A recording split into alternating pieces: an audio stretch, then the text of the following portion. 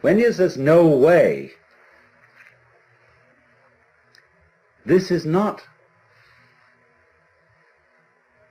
a gloomy announcement.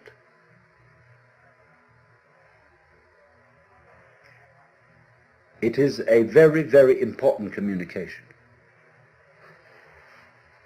It's telling you something. Because like the land is telling the water, this isn't the way to go.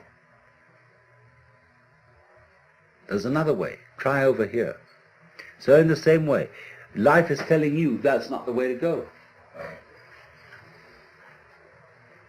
It's telling you, the message underlying this is you cannot transform yourself, is giving you the message that the you that you imagine to be capable of transforming yourself doesn't exist.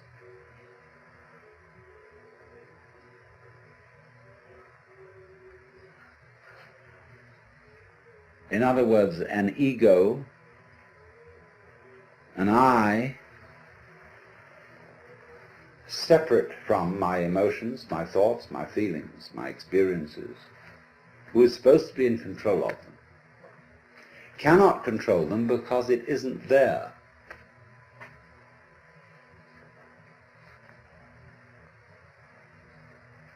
And as soon as you understand that, things will be vastly improved. Now we can go into this. What do you mean by the word I? We're going to make some experiments in this on some number of different levels, but in the ordinary way, what do you mean by the word I? I myself, your personality, your ego, what is it? Well, first of all, obviously, it's your image of yourself.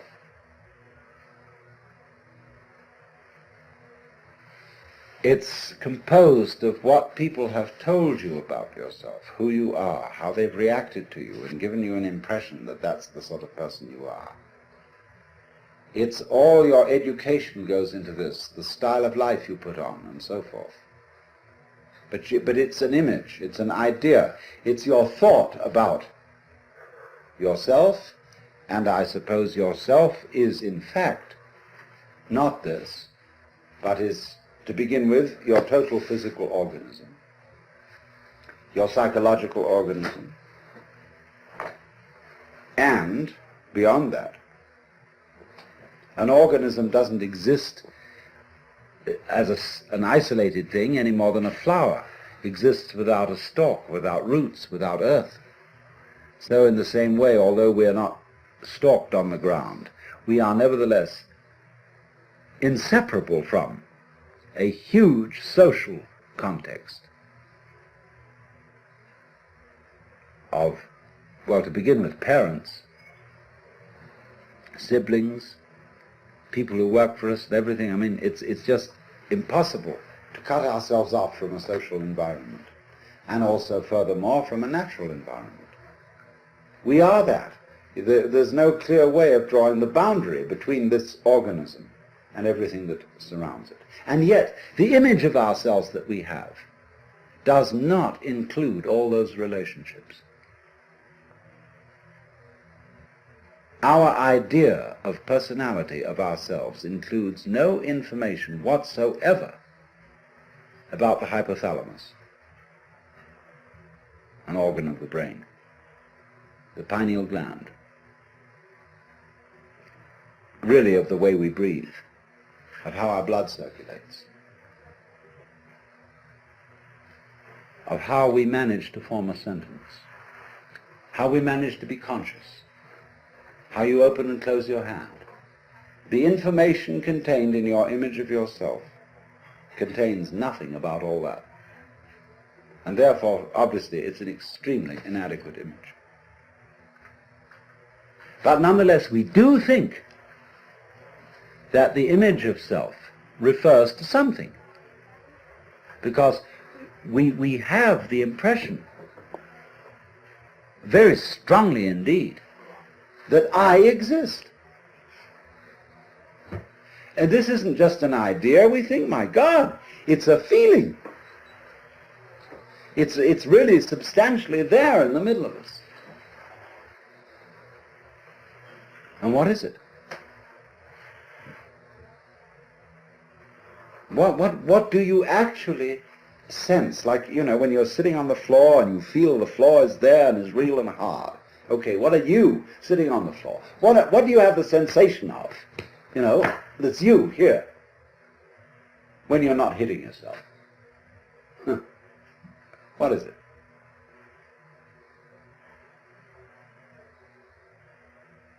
Well, in what part of your body do you feel yourself?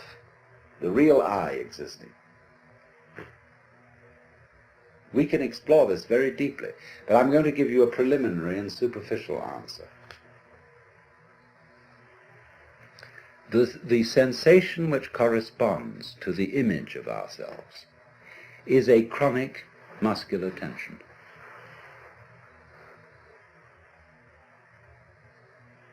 Which has absolutely no useful function whatsoever.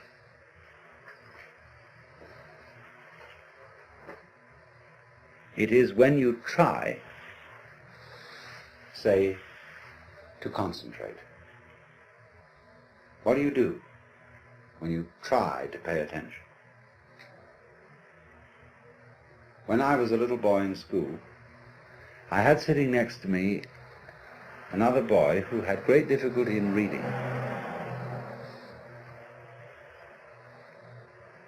And as he worked over the textbook with its perfectly piffling information, he groaned and grunted to try to read, to get out the sounds, as if he were heaving enormous weights with his muscles.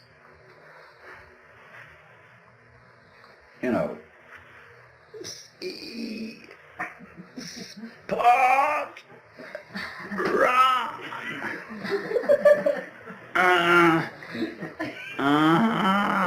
run, spot, run. It was enormous weights he was heaving. And, the teacher was vaguely impressed that he was trying. Phew! And that absolutely, all this tying yourself up into a knot has absolutely nothing to do with the way your mind works. Because look, if you try to see hard, look very intensely, and you make tight muscles around here, and maybe you clench your jaws a bit, if anything, that will make your vision more fuzzy. Because if you want to see something clearly, you must not make an effort. You must simply trust your eyes and your nervous system to do their thing. So you just look like that. I was writing the other night and I completely forgot somebody's name. But I knew that eventually my memory would produce it. And I just sat for a while and said to my memory, "You know very well who this person is. Please give me the answer." And so, boing, there it was.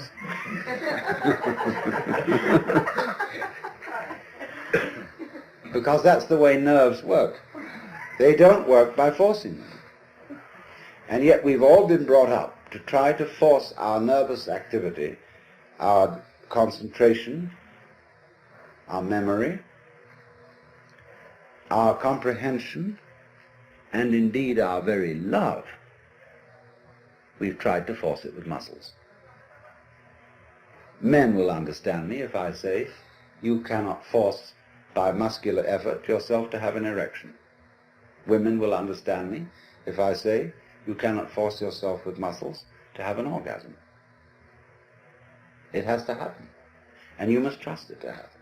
And there is absolutely nothing you can do about it by using your muscles. Nothing, nothing, nothing. So in precisely the same way, Well, let's complete the picture. So therefore, the notion that we have of ourselves, of ego, is a compound of an image of ourselves which does not fit the facts, and a sensation of muscular straining which is futile.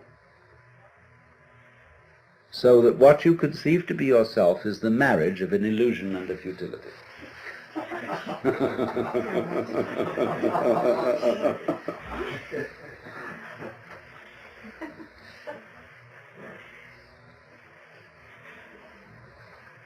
So, well, what are we, if that isn't the case? Well, obviously,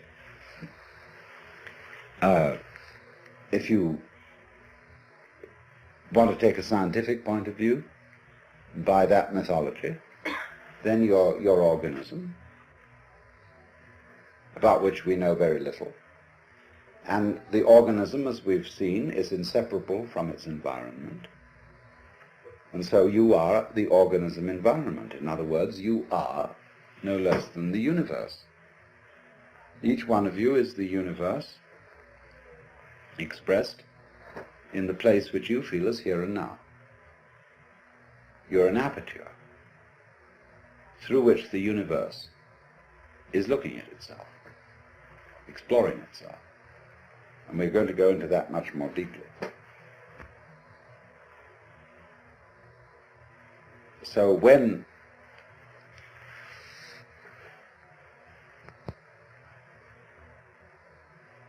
you feel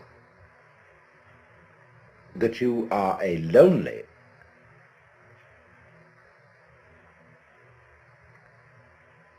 put upon, isolated, little stranger confronting all this, see, you have an illusory feeling.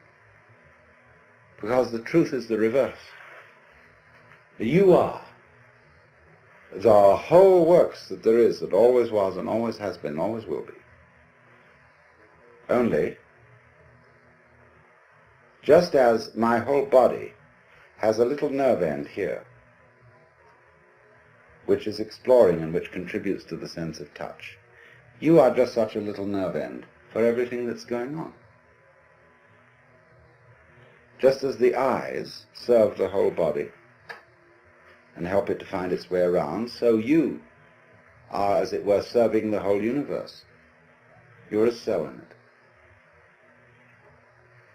And it's exploring itself. So that you as a function, you are a function of all that. And therefore, if this is so, it just doesn't fit these facts do not fit the way we feel. Because we feel it the other way around. I am a little lonely thing exploring all this universe and trying to make something out of it, get something out of it, do something with it. And I know I'm going to fail because I know I'm going to die one day. So we're all fundamentally depressed. And think up all these fantasies about what's going to happen to us when we're dead and all that kind of thing. What's going to happen to you when you're dead? What do you mean, you? If you are basically the universe, that question is irrelevant. You never were born and you never will die.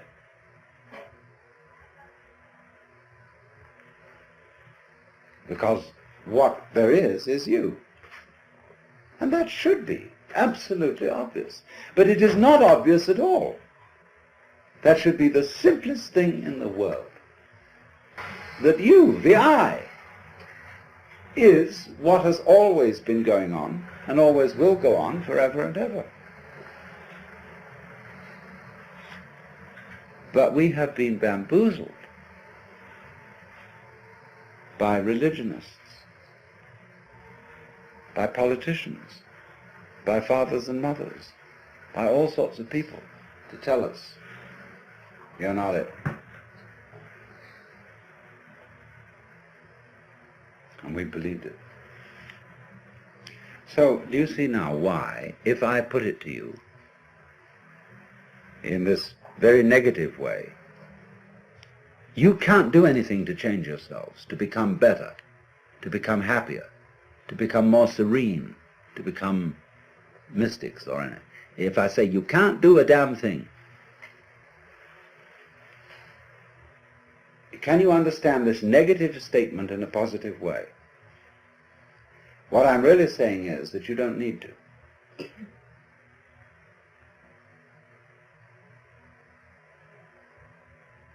Because if you see yourselves in the correct way, you are all as much extraordinary phenomena of nature as, say, trees, clouds, the patterns in running water, the shape of fire, the arrangement of the stars, the form of a galaxy.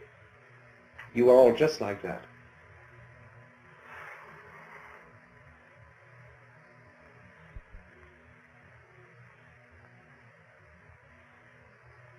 There's nothing wrong with you at all. Except that I have to add this little flip. You have in you, you do think there's something wrong with you. See? And there's no question, you do. We all object to ourselves in various ways. And I'm going to add, there's nothing wrong with that either. Because that's part of the flow. That's part of what is going on. That's part of what we do.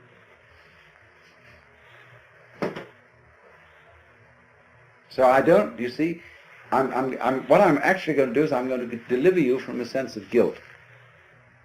Because I'm going to teach you that you needn't feel guilty because you feel guilty.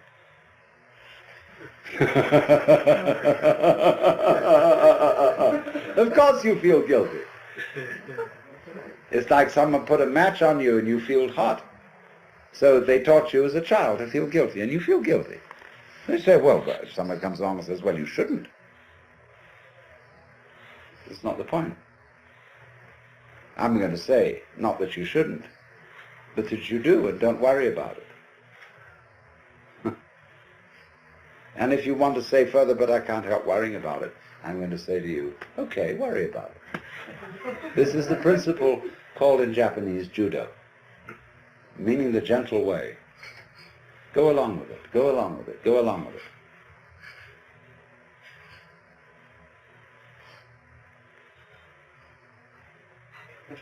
So therefore, this is the beginning of meditation.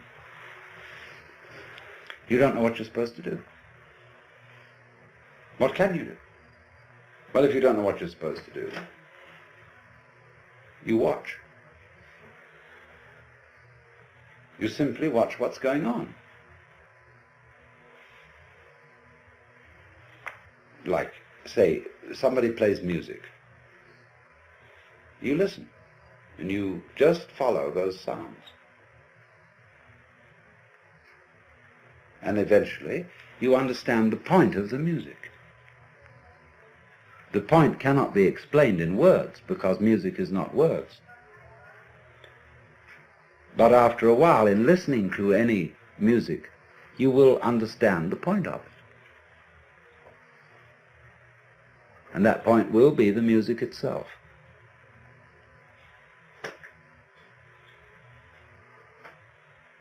So in exactly the same way, you can listen to all experiences, because all experiences whatsoever are vibrations coming at you. You are these vibrations, as a matter of fact. If you really feel out what is happening, what you are aware of as you and as everything else is all the same. It's a vibrations of all kinds, and they're on different bands of a spectrum. Sight vibrations, emotion vibrations, touch vibrations, sound vibrations, all these things adding together are woven. All the different senses are woven, and you get a pattern in the weaving, and that pattern is the picture of what you now feel. And this thing is going, see? Now, instead of saying, what should I do about it? Because who knows what to do about it? To know what to do about this, you would have to know everything. And if you don't, then the only thing, at least to begin with, you can do is watch. Watch what's going on. Watch not only what's going on the outside, but also what's going on the inside. Treat your own thoughts, your own reactions, your own emotions about what's going on outside as if those inside reactions were also outside things. That you're just watching. And follow, simply observe how they go. Note now, you may say, this is difficult.